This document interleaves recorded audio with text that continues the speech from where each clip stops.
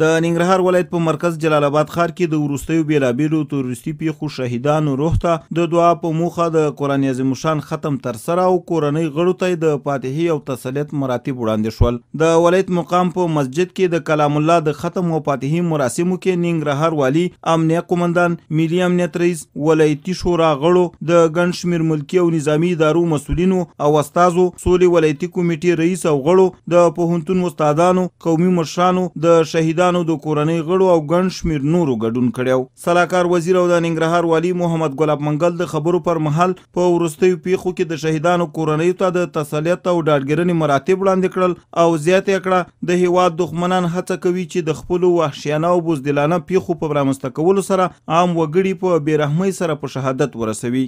دښمن په دوه ډوله جامه کې دی. یو هغه دښمن دی چې په سنګر کې جنګېږي او ستاسو عزیزان، ستاسو اولادونه، ستاسو قهرمان بچیان شپه ورځ ورسره په مقابله کې دي. هغه دښمن ډېر خطرناک نه دی.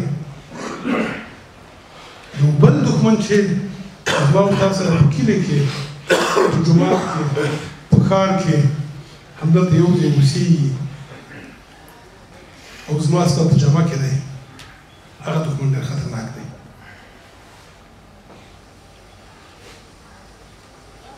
دا دواړه دښمنان موږ هغه وخت پوره ماته ورکولی شو چې سره یو موټی شو او یو لاس شو، سره متحد شو. د زړه د اخلاصه یو بل تر څنګ ودرېږو. مشر، سپین ږیری، ملک، ځوان او روشن فکر، دا ټول یو بل ته لاسونه سره ورکړو. بیا به دغه ځپون دښمن چې د پردیو په قومانده او د پردیو په اشاره او د پردیو په امر زما وروڼه او عزیزان وژني، زما سپین ږیري وژني، زما ځوانان وژني، زموږ درانه درانه علما وژني او زموږ په ماشومانو مرحم نه کوي. بیا به دا دښمن انشاءالله ماتوو.